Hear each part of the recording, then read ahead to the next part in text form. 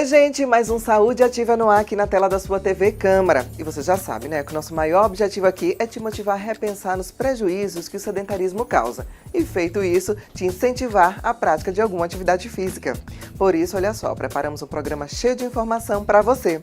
Na edição de hoje, você vai saber sobre um tratamento bem bacana para a queda de cabelo. Biomedicina. Você sabe qual é o papel do biomédico? E no quadro Oncolegal, uma continuação sobre cuidados paliativos com relação ao câncer.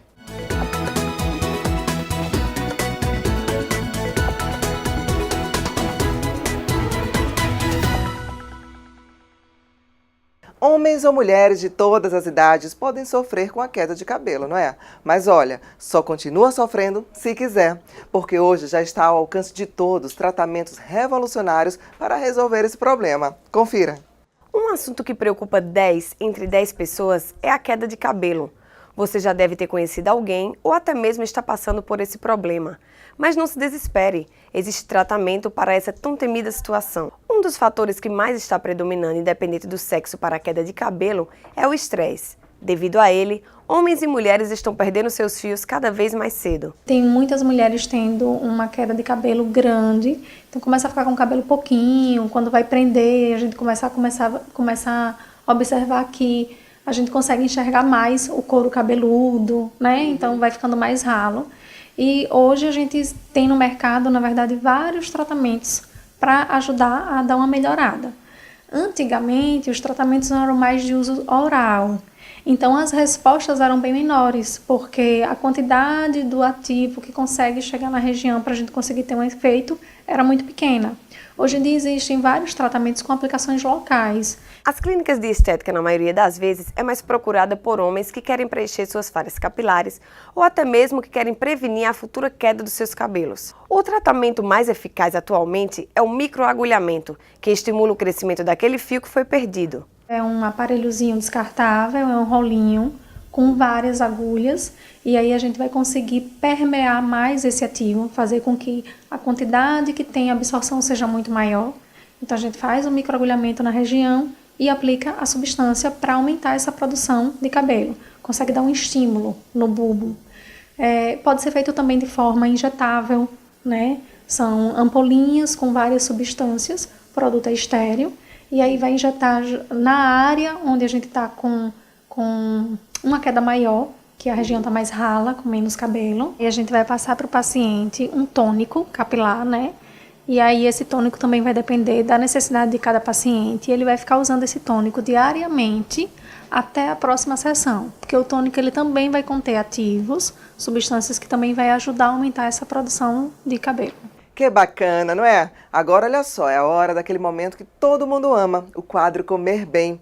Vamos ver qual a receita de hoje? Vou dar uma dica, hein? Período junino, comidas com milho. Acertou, pois é, quem pensou em canjica, mas olha, não é qualquer canjica não. A Roberta Mansur preparou uma totalmente fit e melhor, de fácil preparo. Roda VT.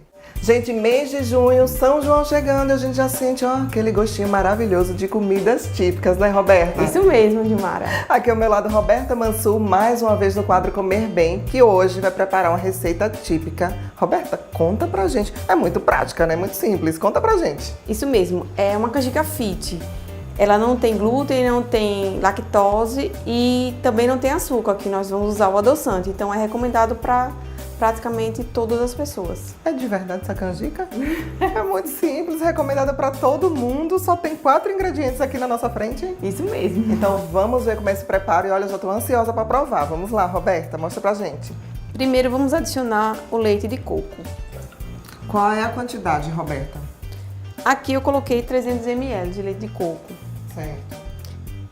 Eu costumo fazer o leite de coco caseiro, mas caso a pessoa não saiba, tem dificuldade, pode usar o industrializado, mais diluído um pouquinho, porque ele tem um sabor mais acentuado. Então conta pra gente, Roberta, como é que consegue fazer o leite de coco caseiro? Compra o coco ralado, é isso? Isso mesmo, você compra o coco ralado, o fresco, natural, né?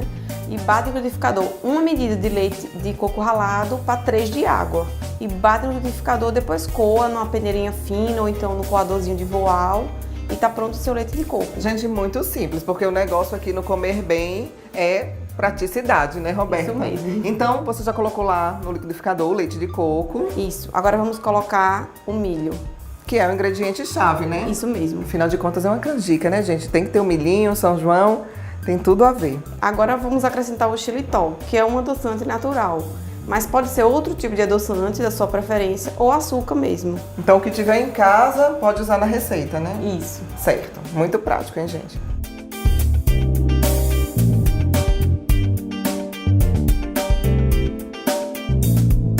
E agora a Roberta praticamente acabou, né? Qual é o próximo passo? Nós vamos bater tudo Certo. para ficar bastante homogêneo.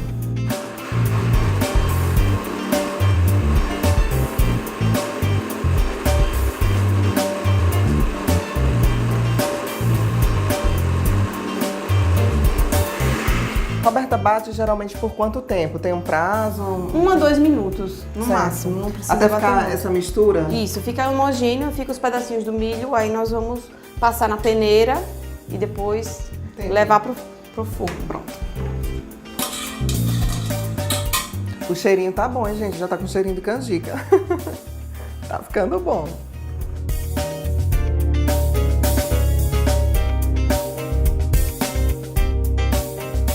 Olha só, gente, já tá toda coadinha aqui a textura, bem de canjica, o cheirinho também maravilhoso, né, Roberta? E Isso agora mesmo. ensina pra gente qual é o próximo passo. Pronto, agora nós vamos levar pro fogo até formar uma consistência de um mingauzinho. Pronto, então vamos lá agora para o fogo. Não tem tempo pré-estabelecido, né? Não, depende da quantidade, da panela, varia, entendeu? Mas aí a gente vai mostrar aqui a textura que fica.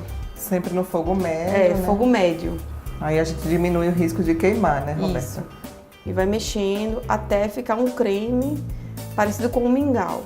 Então não tem tempo pré-estabelecido, né? Agora a questão só da percepção, né, da textura. Isso, da textura do creme.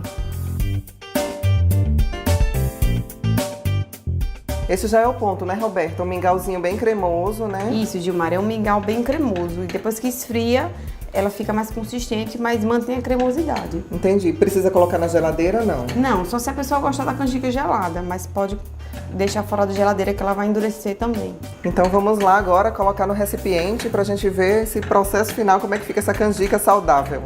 Roberta separou aqui pra gente, né, Roberta? Vou mostrando aqui pro pessoal. Canela também, que é a gosto, né, Roberta? Isso, é opcional. Quem não gosta de canela não coloca, mas eu acho que fica uma combinação muito legal a canela com o milho. E eu particularmente gosto muito também. Eu acho que fica a cara de São João, né? Cara de comida junina. Isso. Agora nós vamos finalizar com tiras de coco ralado.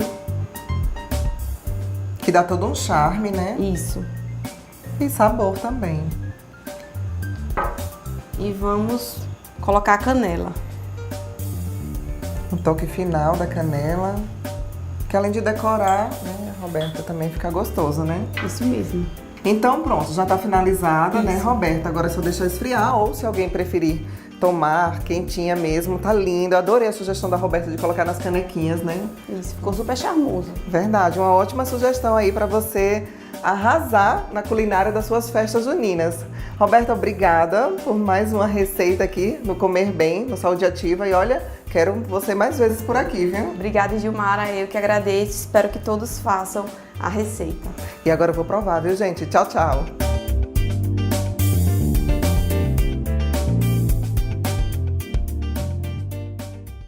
Tá vendo aí? Se alimentar corretamente não é nenhum bicho de 7 cabeças, né? Basta querer. Agora eu vou ali rapidinho tomar uma água, mas olha, eu volto já já. Não sai daí.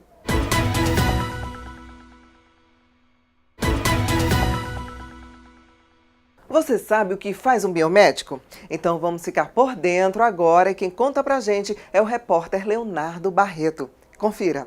Todas as vezes que você faz um exame de sangue, o material coletado é examinado por um biomédico. Mas, além disso, ele é responsável por outras funções na área da saúde. E eu converso agora com a biomédica Gilmara Beatriz Silva, que vai contar um pouco mais para a gente. Então, Gilmara, quais são essas outras funções?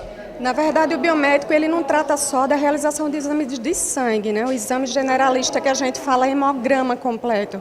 Na verdade, a gente faz todos os tipos de exame, porque nós somos analistas tanto sanguíneos, como analistas de líquidos corporais, como urina, exames parasitológicos. Nós também fazemos análises de estudos imunológicos e fazemos análises bioquímicas. Então, toda a gama de exames laboratoriais que necessitam ser feitos pelo paciente, tanto no processo de saúde quanto no processo de doença, passa pelas mãos do biomédico. É por isso a importância da profissão. E é um tipo de profissão que é o braço direito de toda a área de saúde, porque ninguém consegue fechar um diagnóstico sem o exame. Pode até fechar, mas o exame dá um bom respaldo, né? Principalmente para os médicos, eles chegarem a uma conclusão. Quais seriam as áreas de atuação? Na verdade, pelo Conselho Federal de Biomedicina, nós temos 33 áreas de atuação. Entre elas, a gente pode citar microbiologia também, ou seja, culturas de nariz, de garganta, para ver se a pessoa está com alguma bacteremia. A gente pode fazer cultura de urina. Nós podemos também realizar ações na área de imagem, como tomografia, ressonância, que é uma área que está muito promissora para o biomédico. A gente pode observar o biomédico também atuando na área de acupuntura, que também é respaldado pelo Conselho Regional. E o grande marco agora da biomedicina é a área de estética, né? Com aplicações de ácido hialurônico, aplicações de botox. Então, assim, como são 33 habilitações que ele pode ter, além de trabalhar também com a pesquisa em grandes centros, como Fiocruz, ele também pode trabalhar na área acadêmica, sendo professor, como eu venho sendo no momento. Então, o que não faltam são áreas de atuação, né? Não falta área, o mercado é bastante amplo. A gente sabe que o meio de saúde aqui em Sergipe está crescendo cada vez mais. Então, o biomédico está sendo inserido, o trabalho dele difere do técnico de anatomia, né? De análises clínicas, porque o técnico ele apenas executa os exames. O biomédico executa o exame, mas ele também analisa e sabe entender quando ocorrem variações anormais. Então, o biomédico ele tem total capacidade de discutir com o médico, caso alguma coisa está dando errado no exame e o médico, porventura, não venha a aceitar ou venha a questionar. Ele tem todo o aparato, né, científico para discutir. Muito obrigado, doutora. Nós ficamos por aqui. É com você, Gilmara. Se você quer saber mais sobre esse ou outro tema, manda e-mail para a gente. Anota aí, produçãotvcâmara@cmaju.se.gov.br. E olha, pode enviar críticas e sugestões também, certo? Serviço de Atendimento Médico de Urgência, o SAMU, fundamental para todos nós, não é isso? Mas enquanto as pessoas não têm essa consciência e acaba dificultando o trabalho desses profissionais guerreiros com trotes, é complicado, né? Saiba como isso atrapalha e pode custar uma vida. SAMU 192. Por mais incrível que possa parecer, cerca de 7.000 pessoas que ligam para esse número mensalmente o fazem para passar trote. E isso custa caro. O governo gasta em torno de R$ 5.500 por cada saída de ambulância de suporte avançado e R$ 1.200 para de suporte básico. Mas essa ainda não é a pior parte. Além do gasto em vão, cada vez que a linha está ocupada, alguém que realmente precisa de socorro pode ficar sem atendimento. Do momento que a pessoa liga aqui para a nossa central de regulação, né, que até o momento que o contato com a unidade básica ou avançada, que há o deslocamento da equipe inteira do SAMU 192 Sergipe, então você deixa de atender uma ocorrência para atender uma outra que realmente estava acontecendo, e isso pode custar uma vida, né? Um minuto, um segundo que seja, pode custar uma vida. A central do SAMU recebe aproximadamente 645 ligações por dia. Dessas, mais de 220 são feitas por pessoas que realmente não precisam de socorro. Nós temos as crianças, que é a grande maioria, né, são aqueles que nos intervalos escolares, ao término da escola, acaba ligando para o SAMU, antigamente muito mais dos orelhões, hoje dos telefones pré-pagos. Isso dificulta a gente identificar, né, quem é, de onde vem aquelas ligações. E temos também os adultos, principalmente nas madrugadas, que acabam ligando, né, passando o trote para as atendentes, que são a maioria do sexo feminino, e acabam ofendendo, palavras de baixo calão, de cunho sexual, e isso realmente tem trazido inúmeros problemas para o nosso serviço. Todos os 192 atendentes que se revezam 24 horas no registro de ligações já foram vítimas de trotes, mas as mulheres colecionam mais histórias. Geralmente, quando eles percebem que é mulher, né, com homens eles têm um tratamento diferente, mas com mulher tem alguns que usam termos pejorativos. Teve uma ligação que eu recebi que, segundo a solicitante, eram 5 pacientes, todos com problemas psiquiátricos. E ela falava na ligação que era ela, a mãe dela, o irmão e a família inteira com problema psiquiátrico, passando trote. Preocupados em baixar o índice de 35% de ligações falsas, o SAMU criou um projeto de conscientização da população. Desde 2014 que a gente implementou o projeto chamado Sou Amigo do SAMU, tá? O projeto Amigo do SAMU, principalmente Sou Amigo do SAMU e Não Passa o Trote, onde a gente vai até as escolas, em shoppings da capital, nas comunidades, objetivando conscientizar esse futuro cidadão para que o processo de formação dele seja mais adequado e, consequentemente, ele evite esse mal que tanto prejudica o serviço. É preciso mesmo estabelecer em toda a sociedade a consciência do que a prática do trote custa. Pode ser, inclusive, uma vida. Peço a vocês, de todo o coração, eu peço como mãe, como mulher que sou, como utilizadora do SUS, do Sistema Único de Saúde, e por acreditar que o SUS existe. Por favor, não passem trote aqui pra gente, porque é muito complicado, é muito difícil e, assim, pode custar uma vida, pode custar a sua vida. Agora vamos a um breve intervalinho, mas olha, não sai daí que eu volto já já. Fica aí.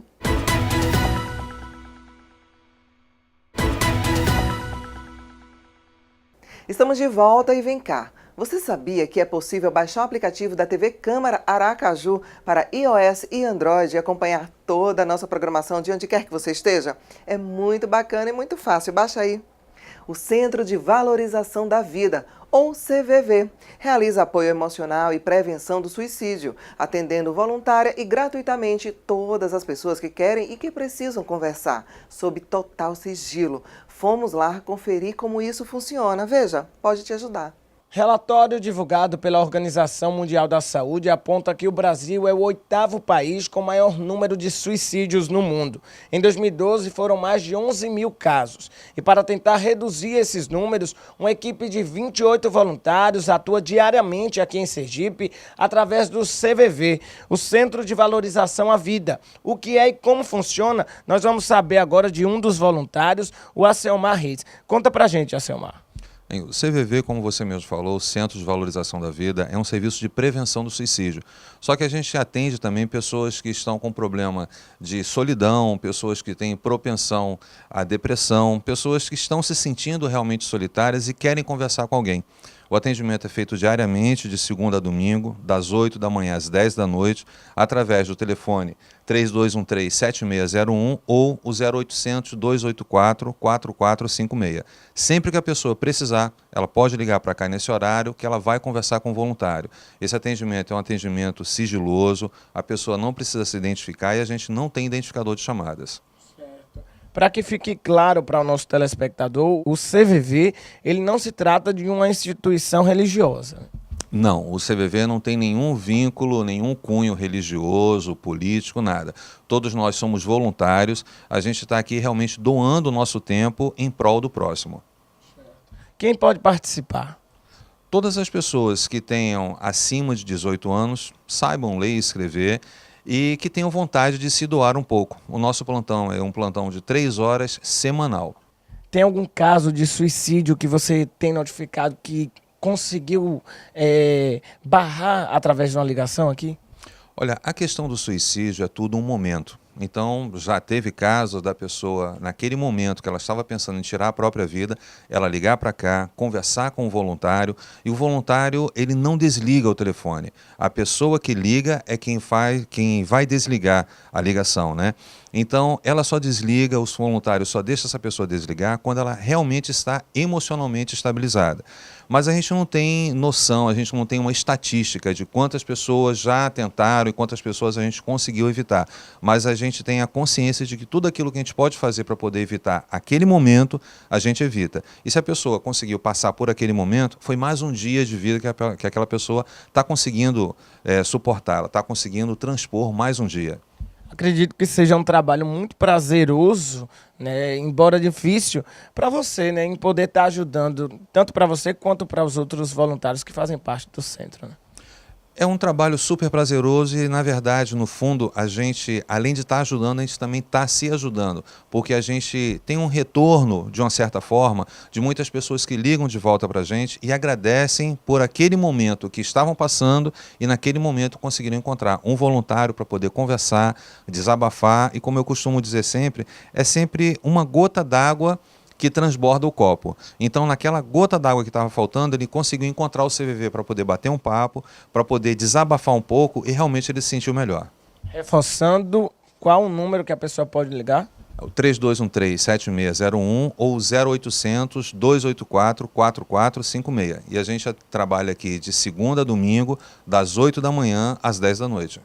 Olha, isso aí. Uma iniciativa brilhante que ajuda diversas pessoas que têm depressão. Lembrando que depressão é um problema de saúde. É com você, Gilmara. Agora chegou a hora do quadro Oncolegal com Rafaela Macedo. Hoje, Rafa convidou o médico Albino Maia para falar sobre cuidados paliativos. Vamos ver?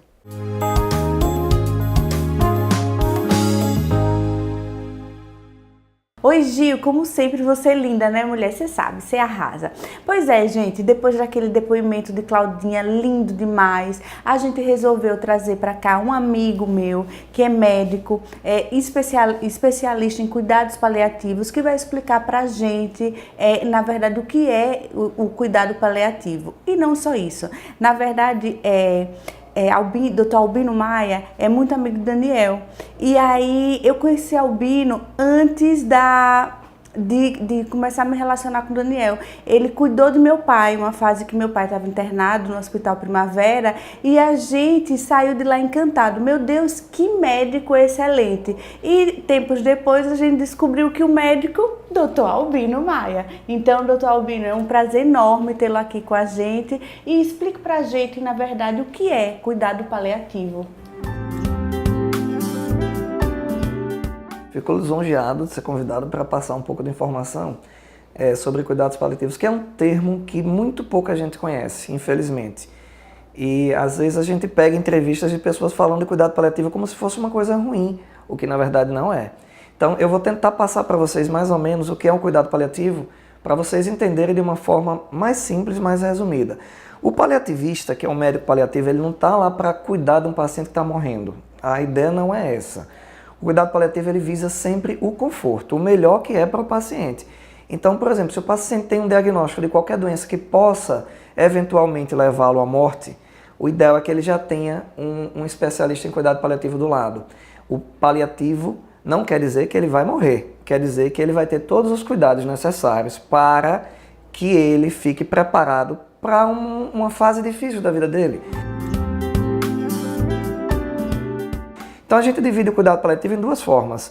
A literatura divide, eu nem gosto muito do termo, mas é o que divide. É o cuidado paliativo, propriamente dito, e o cuidado paliativo exclusivo. Quando a gente fala em cuidado paliativo, não quer dizer que o paciente está absolutamente só paliado. Não, ele teve um diagnóstico de uma doença grave, como por exemplo uma demência, um Parkinson, um câncer, que é onde a gente mais atua. Então nesse momento o paciente vai passar por uma série de problemas psíquicos, físicos, familiares, sociais, que o paliativista começa a tratar isso. Então, se, por exemplo, toda a família vai ficar agoniada porque o paciente está com diagnóstico de câncer, e não necessariamente esse paciente vai morrer, como a gente vê tantos pacientes aí curados de câncer. Mas durante esse percurso, todo o drama que a família vai passar, todos os sintomas que o paciente vai ter, são sintomas e são problemas muito que debilitam muito, tanto a família quanto o paciente. Se você tiver um profissional que mexa com isso, que ajuda a lidar com isso, é uma coisa que assim, todo mundo mereceria isso, né? Nos cuidados paliativos, a gente começa a tratar sintomas como dor, que eu acho que é o sintoma que mais incomoda e que talvez seja o que mais discutido na literatura, em cursos, congressos que a gente vai.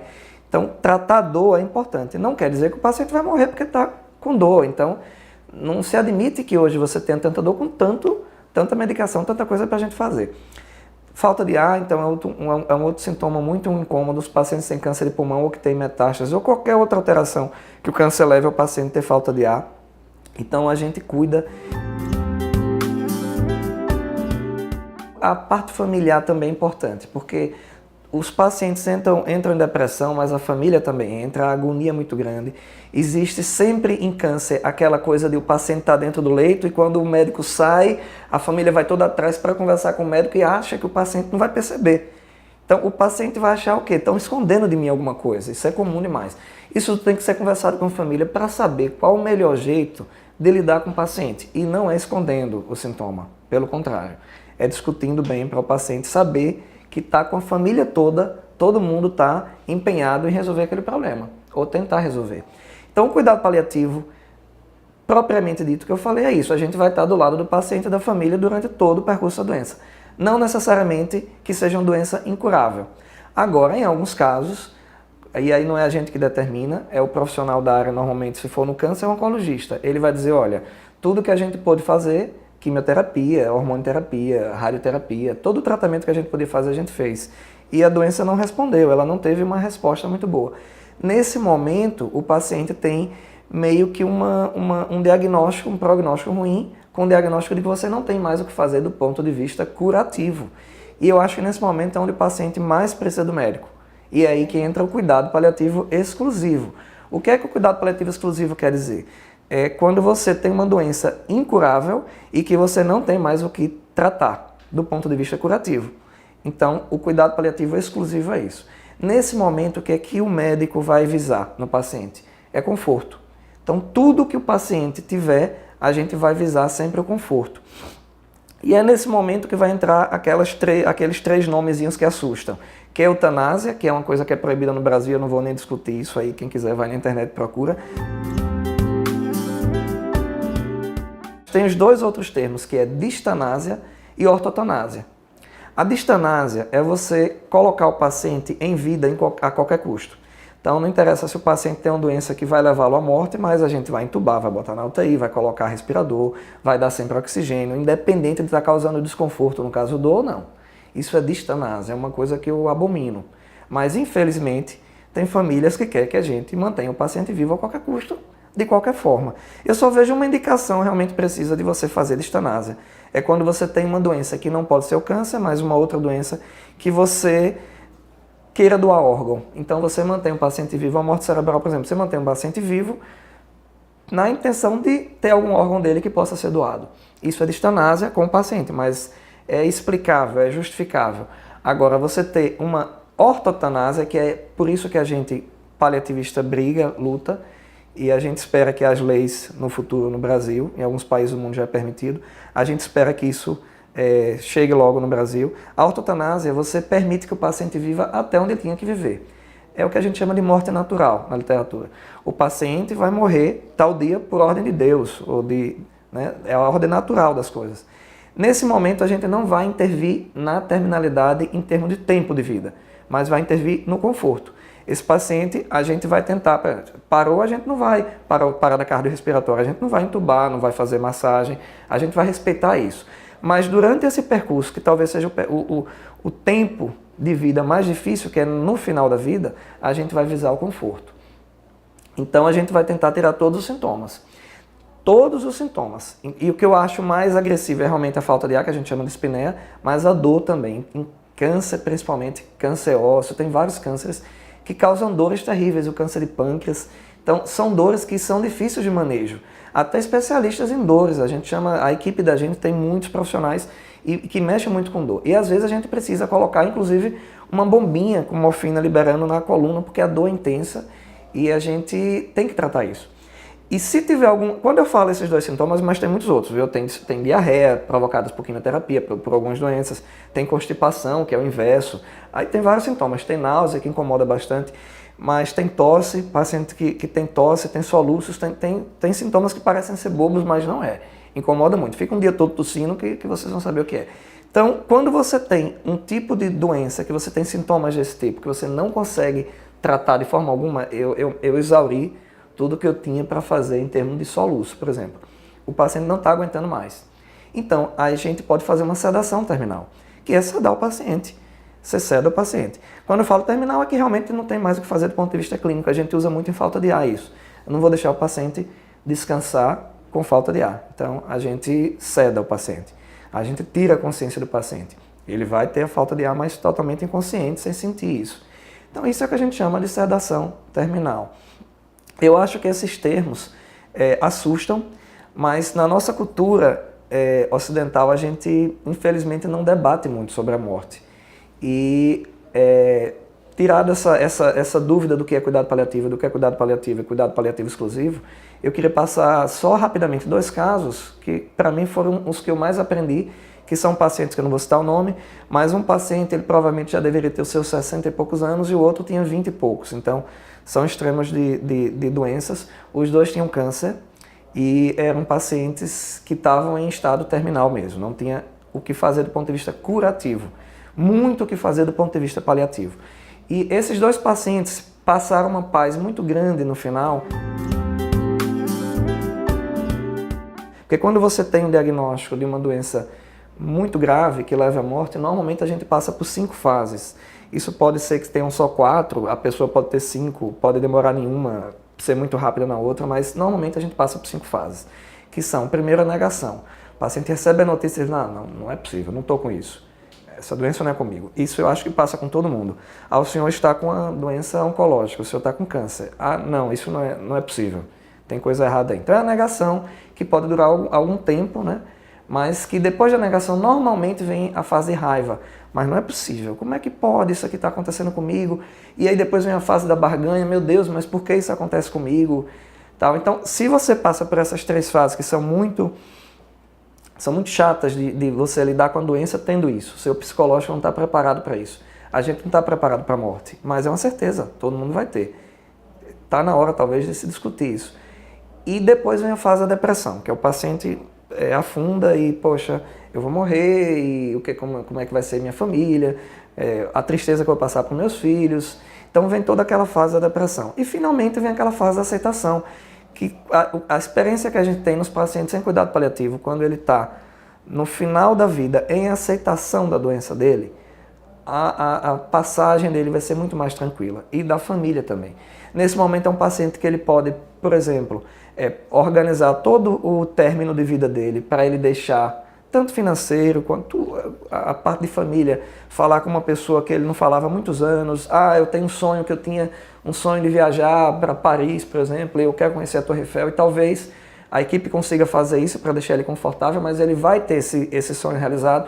É o momento em que ele aceita que a terminalidade chegou e que ele tem um pouco de tempo de vida e que ele vai ter que aceitar isso e viver da melhor forma possível que ele tem. Então, eu tive 2 pacientes. Um foi um paciente de 20 e poucos anos, eu não lembro, mas tinha uma doença metastática e ele ia morrer por falta de ar. E eu não esqueço, porque eu fui cuidar dele em casa, a gente faz acompanhamento domiciliar do paciente, e ele já estava com falta de ar dependendo de oxigênio. Mas ele estava num grau de aceitação muito bom, então ele era piadista, ele contava muita piada, e eu lembro de fatos que estava a família toda reunida, todo mundo aceitando já a terminalidade e visando sempre o conforto dele. Então ele brincava lá, eu não sei como vocês, com a mãe, com a namorada, eu não sei como vocês vão viver sem mim, porque, brincando, né? Porque eu sou um cara 10 e não sei o que, então ele estava numa fase de aceitação muito boa. E ele pôde escolher o momento de ser sedado. Eu deixei essa liberdade com ele. Então, como ele estava absolutamente consciente e sabia de tudo que estava acontecendo com ele, ele teve a opção de dizer, doutor Albino, eu não estou aguentando mais. Realmente chegou no meu limite, eu não aguento. Eu queria que o senhor ligasse a sedação. Então, nesse momento, a gente autoriza, o pessoal de enfermagem vai e liga a sedação. Aí ele dorme. Dorme com falta de ar. E dorme profundamente. É o que a gente chama, é um coma induzido, né? E esse paciente tem uma passagem de vida sem sofrimento. Então essa é uma coisa muito boa. E o cuidado paliativo faz isso. Eu estou falando do cuidado paliativo exclusivo, porque eu já expliquei a vocês que o cuidado paliativo não é o cuidado paliativo exclusivo. Eu nem gosto muito desses termos porque eles se entrelaçam e terminam confundindo as pessoas. E o outro paciente foi um paciente que ele morreu tem alguns anos atrás, e ele era um paciente já grave, e ele deixou um santinho dele escrito por ele mesmo. E ninguém sabia disso. E era um familiar dele que estava com esse santinho, e a familiar sempre me perguntava, doutor, ele vai morrer hoje? Vai morrer amanhã? Ele morreu no hospital. E eu não tenho como dizer isso. A gente diz, olha, está perto realmente, mas eu não tenho como prever. E eu não entendi a insistência dela, até que no dia que ele foi a óbito, ela distribuiu para todos um santinho com um poema que ele fez, ele era poeta, ele escreveu um poema muito bonito, eu guardo até hoje lá em casa, e mostro algumas pessoas falar, que eu acho muito interessante, é uma vivência muito boa isso. E ele escreveu tudo que foi legal na vida dele. Quem ele conheceu, agradeceu as pessoas que ele conheceu, inclusive alguns em vida, era um boêmio, e ele deixou pago uma saideira, que ele chamou. Esse poema se chama A Última Saideira, que ele fez, e ele deixou pago uma saideira após o velório dele. E estava escrito no santinho: meus amigos, vocês estão todos convidados após o sepultamento para ir beber a última saideira, que já está paga, em um bar que ele deixou determinado. Então eu achei isso muito... A aceitação da terminalidade dele foi muito boa. E esses pacientes, eles têm um final de vida muito em paz. E é o que a gente visa em cuidado paliativo. É o conforto e a paz. Então, assim, eu acho que isso aí deu para dar uma ideia boa para vocês do que é cuidado paliativo. Eu estou à disposição. Se tiver alguma dúvida, alguma coisa, é só acessar aí. Albino, assim, foi muito esclarecedor até para mim, porque realmente tem certos termos que a gente não tem esse conhecimento médico, né? Como você está passando. Então eu só tenho a agradecer a você por estar aqui, a Deus por permitir colocar esse amigo tão bom como você em nossas vidas. Obrigado. Então, Gil, segue com você, amor. Um beijo.